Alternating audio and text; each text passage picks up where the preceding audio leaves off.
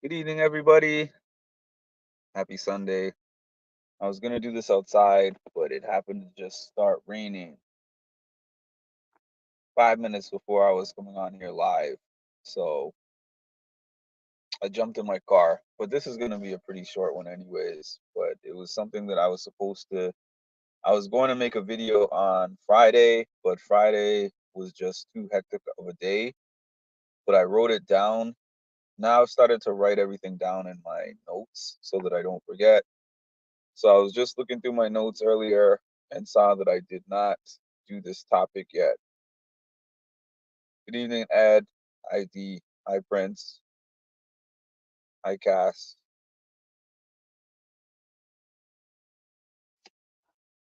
So anyone who's ever been in any kind of a band, I was in my elementary school band and I was in my high school band. High school was the last time I was in a band. And I started in my band when I was 10. I picked the saxophone and I think there might have been 2 or 3 of us. I went to a pretty small school. We had a junior band and a senior band. The junior band consisted of the 5th and 6th grade, and the senior band was the 7th and 8th grade. So when I was in the 5th grade, that's when I chose to be in the band, and that's when I picked the saxophone. And at that time, I was the best saxophone player in the band. That's not saying a lot because, I had just started the instrument and I was just really excited and I was practicing daily. Um, Much to my sister's chagrin, she hated when I was practicing and the saxophone was squeaking. You can't hear me?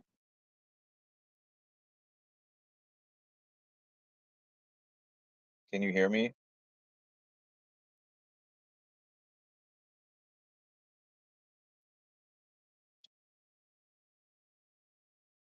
Okay. Yeah, so anyways, I was the best saxophone player in my band. You can't hear me that much.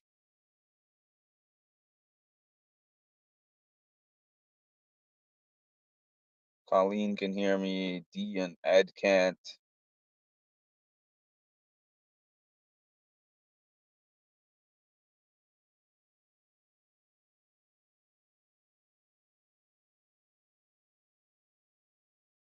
Anyways, I'm going to continue the story. So basically, yeah, so we had this certain band director when I was in the 5th grade and the 6th grade, 5 through 8, actually. I had the same band director when I was in grades 5 through 8. And I was always first chair. Being second chair was never a thing. And actually, I never had to audition for first chair. I mean, for anyone who has not been in a band, typically they give you your chair, which means whether you're getting the main melody of the piece or you're getting like a secondary part or an accompanying part of the piece based on somewhat based on your skill level. So you can't hear anyways. Well, that's because what am I going to do? I'm in my car. I'm on my phone, so it's not like I have a mic to adjust or I can change some setting on my computer. But anyways, yeah, typically there's first chair, second chair, third chair. Maybe there's a chair after that. I don't know. But I was always first chair, and I never had to audition for first chair because it was like he's first chair because he's the best saxophone player. And then when I finished 8th grade and I was going into high school, which for in Canada was 9 through 12, I've heard people say various things. Elementary school, middle school. We didn't have a middle school. We had K through 8, and then we had 9 to 12 was high school. That was it. So when I was in 8th grade going into 9th grade, the band teacher was like, "Are you coming back next year to the band?" And I said, "Yes." And he said, "Well, you got that first chair." I was like, "Yes, I know I got that first chair. I always get the first chair." So we got into 9th grade, and the old band teacher that was supposed to be with us in the 9th grade ended up getting fired from the school. We got a new band teacher. But I wasn't worried because I was always first chair and I knew that I was the best saxophone player in our band. But this guy was like, basically, I don't care who y'all are.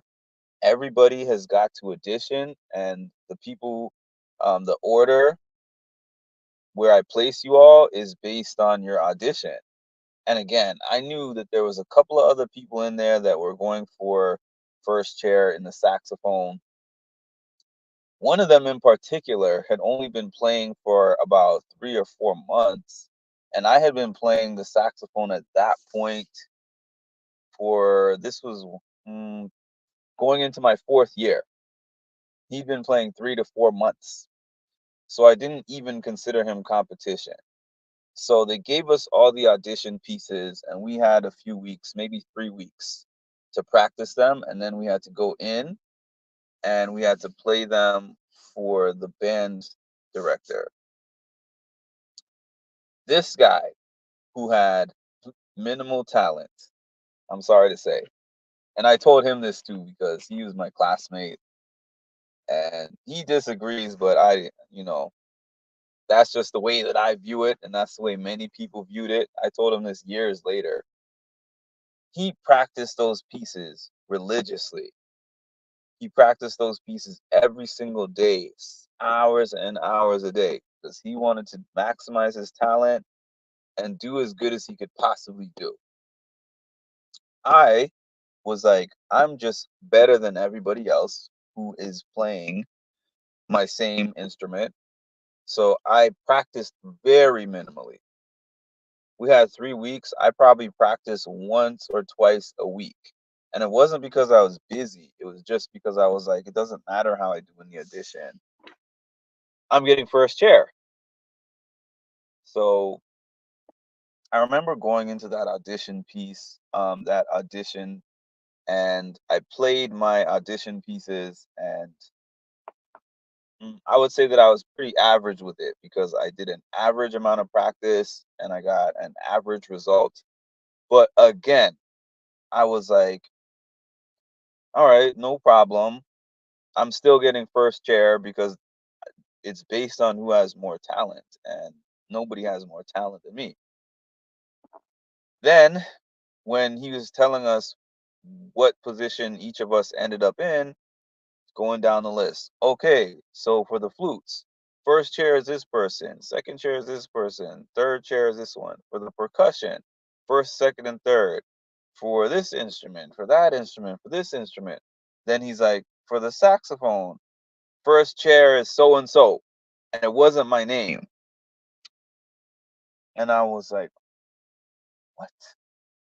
The same guy that I told y'all just started playing the saxophone 3, 4 months ago, who to me was maybe slightly above average on a great day, got first chair. So I was like, all right, I guess they gave me second chair. Second chair was this other guy. He'd been playing a little longer than me, but he was, again, maybe slightly above average on a great day. And then third chair, because there was only three of us. So I was the last chair of the three. And they called my name out, and I was upset. I was frustrated. I was embarrassed because this had never happened to me in 4 years of playing the saxophone. I was first chair every single year in the band, and then all of a sudden, I was third chair. I was so upset about it that I almost quit the band that day because I remember going to the band director after, and I was like, "This person is better than me, and this one's better than me." And he was like, "Mark, it's not about." He said, "How do you think that you did on the pieces?" And I was like, "I think I did pretty good." And he was like, "Well, they did really good. So you guys are ranked based upon how well you did on that audition piece. How much did you practice?" And I was like, "It doesn't matter how much I practiced. I mean, I'm the better saxophone player. Why does it matter how much I practice for one or two pieces when I'm clearly the better saxophone player of this group?" And he was like, "I'm sorry, there's nothing that you could do. All you can do is just be the best you could be at third chair, and then next year, just practice and nail the audition piece, and then get your chair back." I would say yes and no, Trisha, because it was true that I was just overconfident and I didn't practice enough. I don't know how people do this in other schools, honestly, when it comes to band. Maybe I'll have to ask some people what happened in your band. How did they select the chairs? But this new guy that came in here was clearly just like, if you give a good audition, then you get the role. And I think that does happen. I think that happens. I've heard that of happening in acting roles where somebody has a name and they think, you know what, I've never really had to audition before. I'm Brad Pitt, like I'm Jennifer Aniston. So I don't really have to audition because my name just gets me the role. And then somebody comes in there and it's like the opportunity of a lifetime for them. And they just put their all and put their heart into the role. And then maybe the casting was originally going to pick that person with the name, but then the other person did so good that they're like, you know what? This person, man, this person impressed me, so I'm giving them the role. Or like maybe they're giving the star person more of a secondary role and putting this other person who just nailed the audition into the role. Yeah, and I've seen those kind of stories happen all the time where somebody is just a star player and then somebody just is a workhorse that just worked really hard and then got like the starter spot or something, and then the other person's coming off the bench.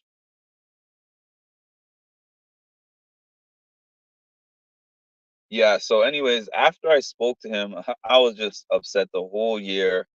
It was a mess. I didn't do well for most of that year, honestly. I had my moments that I did pretty good, but I was salty all year about being third chair. And then I didn't go back to the band after that year. So this is not one of those stories where it's like, you know what? I humbled myself and I worked so hard and I practiced the next year, and the next year, oh, I did phenomenal on the audition piece and I took back that first chair, and then it was just the best. It was like this Disney ending. No, it wasn't something like that. I got through the years and then I was like, I'm never going in the band again because I'm so pissed. I never went back to the band. That was the end of my band life.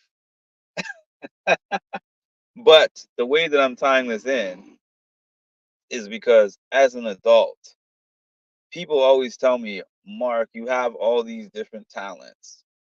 I wish I had it as easy as you. But I think back to that band story. That's why I'm humble. I think back to that band story where it's like anybody can beat you on any given day. It doesn't matter how much raw talent you have. Maybe that gives you an advantage going in, but just, like the saying goes, hard work doesn't beat talent when talent doesn't work.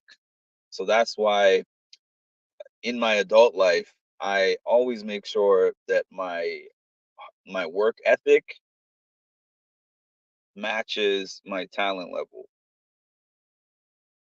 I would have told them to play this to the other two and then show this new teacher who's the best. That's funny. That happened to me in drama club. I put my all into the audition, and this girl thought she was the best, was pissed. She didn't get the role, so she quit. Yeah, I've been that person who's really entitled. I've definitely been that person, but that was so many years ago. I'm not like that now.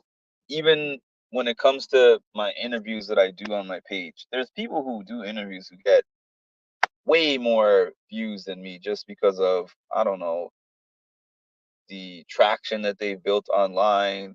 Maybe they've worked hard behind the scenes to become friends with some of these people, and they network better than me. I don't know. There's all kinds of reasons for that. But just using that as an example, when somebody agrees to do an interview with me, the amount of work that I put in, I feel like there's not five people you could find on the internet that puts more into an interview than me. And the reason I'm saying that is not because I see other people's work ethic or lack thereof. It's because I look at everybody's work. I mean, to sharpen the sword, I'm looking around to see what else is out there of that same person. And I watch and I'm like, it looks like you just kind of brushed up a little bit and winged it when they got on there. I'm taking immaculate notes. Even if it might not look or sound like it, I'm over prepared for everything. And it's because of knowing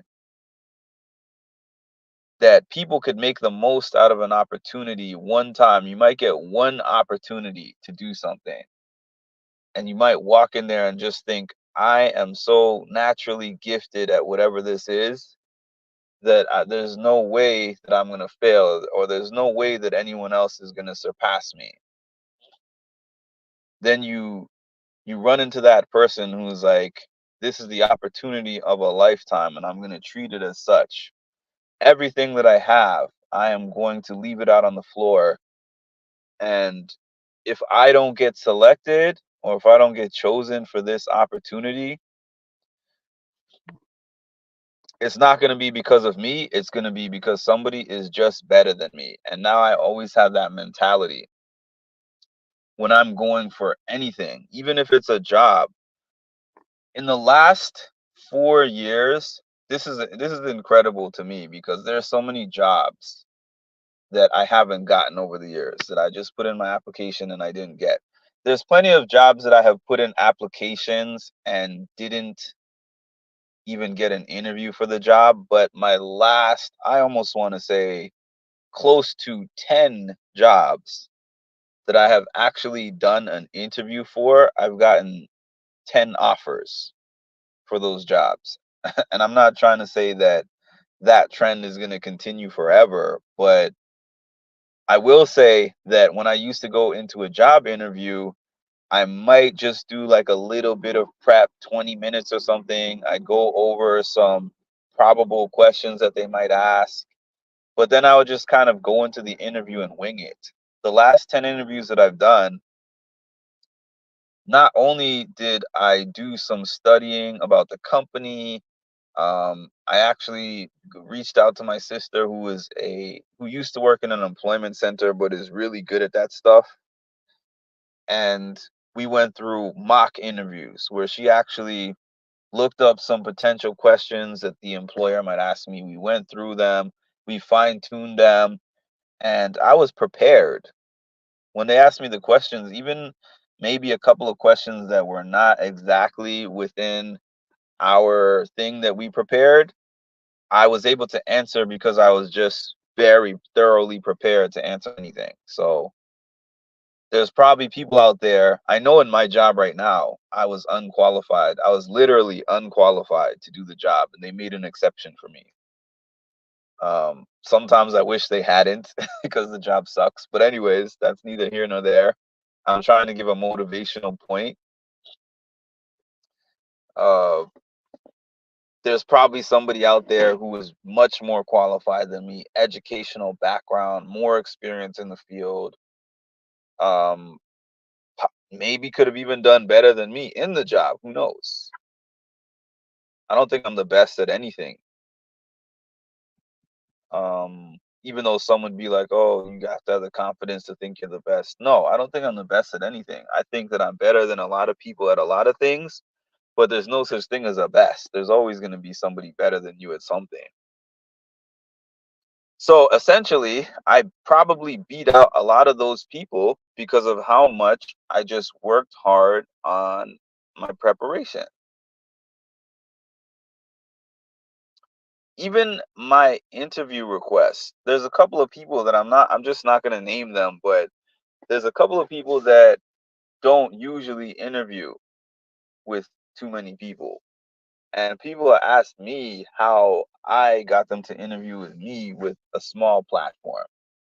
And it was very calculated the way that I got those interviews. And I don't mean that like I tricked them. I just mean I was like, let me figure out a way, an approach for this person that is different from the way other people have approached them, and try to work it that way, try to make it the interaction memorable.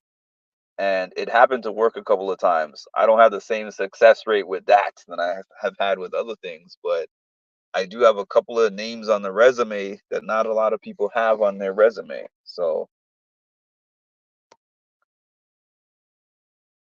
I definitely left that band. Mark at 13, the person that I am right now, honestly, when I think about the person that I am and the things that people like about me right now, I was not those things at that time. And I know you'll say, "Oh, you were 13, 14. Nobody is the same person they were at that age." But even at uh if I can think back to 10 years ago, 10, 12 years ago compared to now, very different person now than I was then. I was very pessimistic. I was really negative, and there was just a lot of traits about me that I can't believe those things were able to change over time. But I guess some of it is just maturity that happens, and some of it is just life experiences that change you. But yeah, I definitely was just like, you know what? If I can't be first chair, I'm out of this band. Forget you guys. And I think the very next year, I think the first year that I was in band and there was band tour, we used to have this band tour every year, and it was usually a tour bus that we had. So we didn't go anywhere that we were not able to get to on the bus. And the first year, our band took a trip to,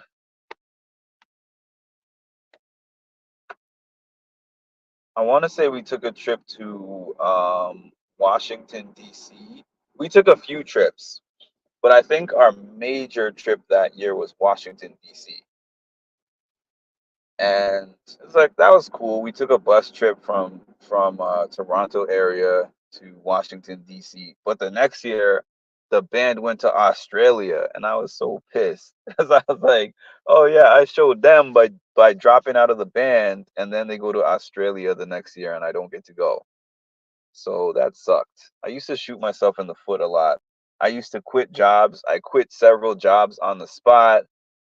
Um, I used to give my teachers attitude. Yeah, I was a problem at that time. There was some factors behind why I was a problem, but yes, I definitely gave a few people apologies when I reconnected with them years later.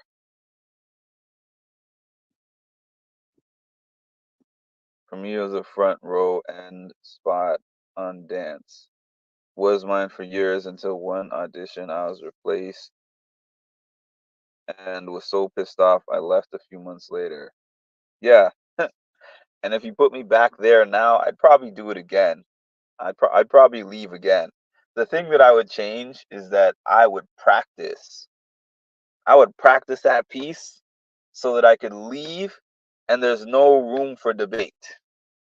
If they picked the other person over me, it's because they think that that person is better than me. And I just remember watching that person they put in first chair, fumbling around, missing notes, playing through the rest, not knowing how to change the dynamics. It was just I was just like, this guy is not good. How is this guy first chair? I think I might have spoken to the band director a couple more times during the year. Like, you hear him, right? You know what he sounds like, right? And the band director basically defended him like, Mark, this is a really hard worker. He earned the spot. And in retrospect, I'm not mad at the band director. I was very mad at him then. I remember I called. I called my mom like, can you believe this guy gave me third chair? Because I was in the dorm at the time, so she was not living by me. I lived in the dorm. So I called her on the phone and I told her like I got third chair in the band, and she was like, "Wow." And then when I told her who got first chair because she knew him, she was like, "Wow, he got first chair." She knew him and she'd heard him play before in our elementary school band. So it was a trip. Our band took a trip to Arizona, Grand Canyon in my junior year. I remember a few different trips I got to go on, but they were all in the US. So yeah, it was cool for me at the time, but I'm just like, y'all got to leave North America for the first time in band history. I went to Minnesota, I went to Chicago, Washington. I think that was it. Several different parts of Canada, but I think those were the furthest distances that we went. I think Minnesota was definitely the furthest we ever went prior to that Australia trip.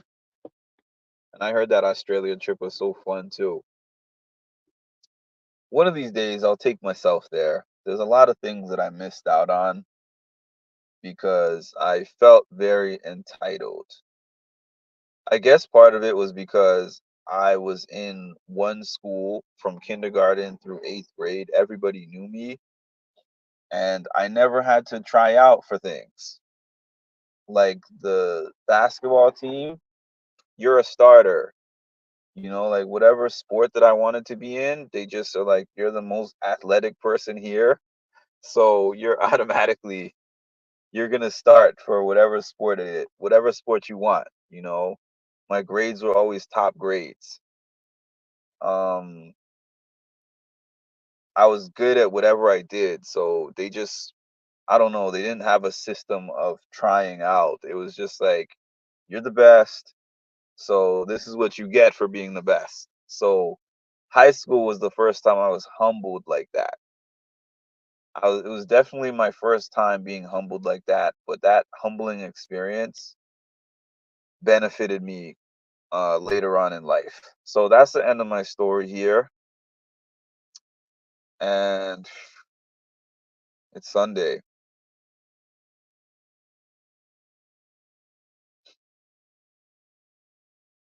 I hope everybody has an amazing week coming up. The reason I stopped was because I was thinking to myself, once I get through this week, I am now going to be 90 days at my new job, and I'm going to have some time off available to take, and I will definitely, definitely be utilizing that. I'm so mentally exhausted. So I can't wait for that. I'm considering taking a day off for the Survivor finale. Thinking about that. But anyways, that's for another day and for another channel. If you don't follow my reality TV channel, it's called Mindful Reality. Mindful and reality is spelled Realitea. The page is pretty poppin'. Not as much as it's gonna be when the new Big Brother season starts in a couple of months. But follow the page and please make sure to like, comment, subscribe, and hit the notification bell to get notified of when I drop some more great content. Thanks everybody and have a good evening.